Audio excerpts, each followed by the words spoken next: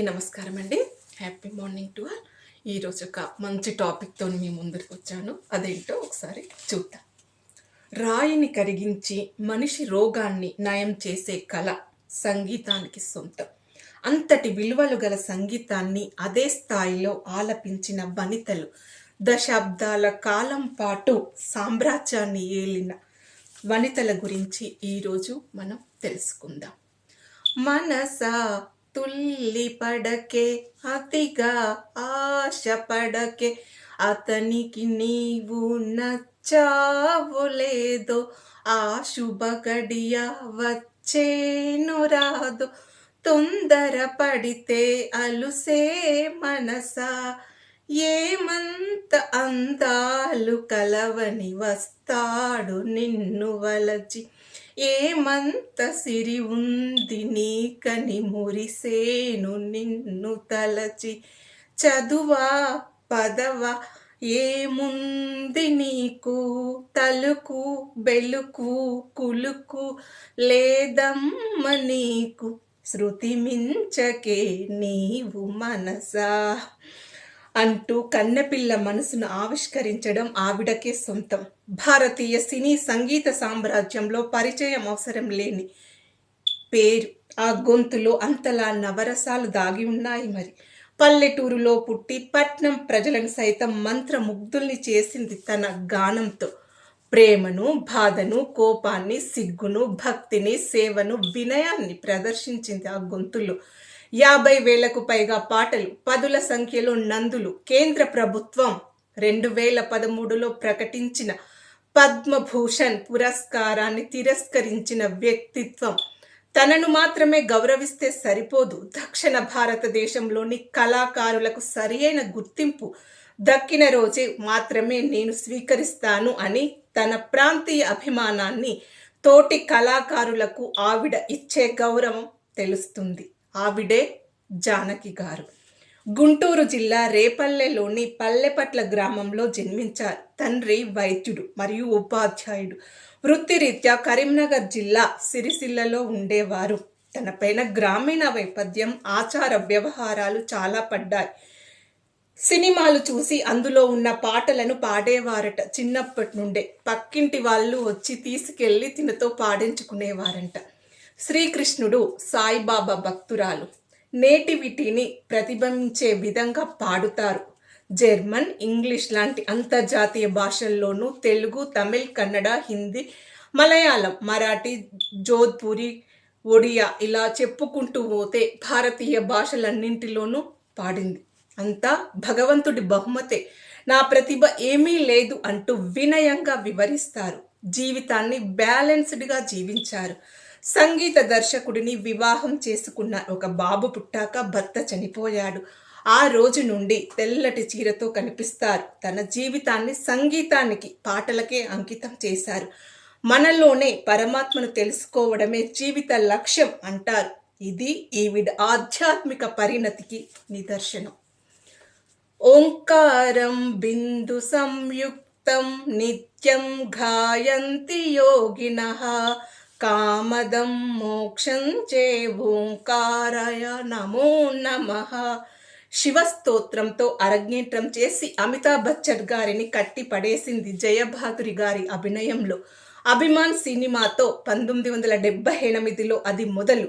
బాలీవుడ్లో తనకంటూ ఒక ప్రత్యేకతను, ప్రత్యేక స్థానాన్ని ఏర్పరచుకుంది. పాడింది 4 లైన్లే. ఎప్పుడు వచ్చారన్నది కాదు, ప్రేక్షకుల హృదయం గెలుచుకోవడం ముఖ్యం. ఎన్ని పాడామన్నది కాదు, పాడినవి అర్థవంతంగా, సంస్కారవంతంగా ఉన్నాయా అనేది ముఖ్యం అని నిరూపించారు. కర్ణాటక రాష్ట్రంలో జన్మించారు. తండ్రి వృత్తిరీత్యా బాంబే నగరంలో నివసించడం వలన బాంబే నగరంలో పెరిగి పెద్ద అయ్యారు. సప్త స్వరాలు అలవోకగా పలుకుతాయేమో భగవంతుడి అనుగ్రహం ఉంటే.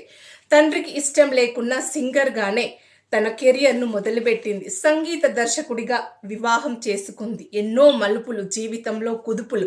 భర్త, కొడుకు మరణాలతో డిప్రెషన్లోకి వెళ్ళింది. తనను తాను తెలుసుకుంటూ భక్తి పారవశ్యంతో మునిగిపోతూ సినిమా భక్తి పాటలను పాడుతూ అలరిస్తున్నారు. ఆవిడే అనురాధ పాట్వాల్ గారు. సూర్యోదయం ఫౌండేషన్ స్థాపించి ఎన్నో సామాజిక సేవా కార్యక్రమాలు చేస్తూ ఓజాన్ క్వీన్, మెలోడీ క్వీన్ అనురాధ పాడ్వాల్ గారుగా ఈరోజు మనందరికీ తెలిసిన పేరు. పద్మశ్రీ అవార్డు, జాతీయ సినీ అవార్డులు, ఫిల్మ్ఫేర్ అవార్డులు, ఒడిశా ఫిల్మ్ఫేర్ అవార్డులను సొంతం చేసుకున్నారు. యునైటెడ్ నేషన్ నుండి కల్చరల్ అంబాసిడర్ అవార్డును సొంతం చేసుకున్నారు. మెలోడీ, కామ్, సాఫ్ట్ వాయిస్ ఈవిడ సొంతం. సాంప్రదాయం, భక్తి, భగవంతుడి సేవ చేస్తూ తనను తాను తెలుసుకుంటూ పరమాత్మ తత్వాన్ని తన పాటల ద్వారా ప్రపంచానికి అందజేస్తున్నారు. ఎవ్రీబడి కమాన్ అండ్ గెటప్ అంటూ పాప్ సామ్రాజ్యంలో తన ఆవభావాలతో, నటనతో, డ్యాన్స్తో అడుగు పెట్టింది.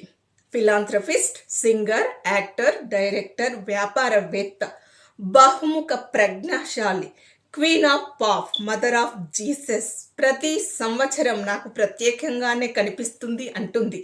అమెరికాలోని మిచిగాన్ పట్టణంలో క్యాథలిక్ కుటుంబంలో జన్మించారు. తల్లికి మతపరమైన విశ్వాసాలు ఎక్కువగా ఉండేవి. అందువల్ల ఇంటికి ఎప్పుడు నన్స్ వచ్చిపోతూ ఉండేవారు. అందువల్ల ఆధ్యాత్మిక బోధ జరుగుతూ ఉండేది ఇంట్లో. తల్లి రొమ్ము క్యాన్సర్తో తన 5వ ఏటనే మరణించారు. తండ్రి మరొక వివాహం చేసుకోవడం తండ్రికి తనను దూరం చేసింది. స్కూల్ డేస్లోనే స్కాలర్షిప్ను సంపాదించుకొని డ్యాన్స్ ప్రోగ్రాంకు ఎన్నికైంది. అంచెలంచెలుగా ఎదుగుతూ అమెరికన్ డ్యాన్స్ థియేటర్లో అడ్మిషన్ సంపాదించుకుంది. ఆవిడే the Madonna pop queen. Ray of life foundation స్థాపించి సామాజిక సేవలను చేస్తున్నారు. గిన్నిస్ వరల్డ్ రికార్డ్ మడోన్నాను గొప్ప మహిళా కళాకారునిగా, అత్యధిక సంపన్నురాలిగా పేర్కొంది. ఈవిడ ఎప్పటికప్పుడు మారుతూ తనను తాను మార్చుకుంటూ తెలివైన నిర్ణయాలు తీసుకోవడంలో అందవేసిన చెయ్యి. వివాహ బంధం, బలాలు, బలహీనతలను పక్కన పెడితే తనదైన వ్యక్తిత్వంతో 2 పిల్లలను కని 4 పిల్లలను దత్తత చేసుకుని తల్లి ప్రేమను పంచుతుంది. దశాబ్దాల పాటు పాప్ సంగీత సామ్రాజ్యంలో తనదైన ముద్రను వేసి తన అందం, గానంతో ప్రపంచ ప్రేక్షకులను మంత్రముగ్ధుల్ని చేసింది. సో ఈ ముగ్గురి జీవితాలు మనం గమనిస్తే ఏం తెలుస్తుంది చెప్పండి? అనురాధ పాడ్వాల్ గారు, జానకి గారు, మడోన్నా గారు, వీళ్ళు ముగ్గురు కూడా మధ్యతరగతి కుటుంబం. చిన్నప్పటి నుండే వీళ్ళకి ఫ్యాషన్, సంగీతం పైన పాటలు పాడాలని. తర్వాత ఆధ్యాత్మికత వీళ్ళ కుటుంబ నేపథ్యం చిన్నప్పటి నుండే ఉంది. సో ఇది వీరిని స్పిరిచువల్ వైపుకు తీసుకెళ్ళింది. మనకంటే ఒక గొప్ప శక్తి ఉందని వీళ్ళు ఇప్పటికీ నమ్ముతారు. తర్వాత సామాజిక సేవ, వీళ్ళు సంపాదించిన దాంట్లో కొంత ప్రపంచానికి, సమాజానికి తన వంతు బాధ్యతగా తిరిగి ఇచ్చేస్తున్నారు. సో ఇది వీళ్ళ సక్సెస్ సీక్రెట్. ప్రపంచంలో అందరూ గొప్పగా ఎదిగారు, కానీ సామ్రాజ్యాలను నిర్మించుకున్నాక కొందరు పతనం కూడా అయ్యారు. వీళ్ళు పతనం అవ్వకుండా బ్యాలెన్స్డ్గా ఉన్నారంటే ఆధ్యాత్మికతో పాటు సమాజానికి తిరిగి ఇస్తున్నారు సేవ రూపంలో. సో మీరందరూ కూడా ఇవన్నీ ఏర్పరచుకొని జీవితంలో ముందుకు ఎదగాలని కోరుకుంటూ మీ మంజుల తుమ్మ. Thank you so much.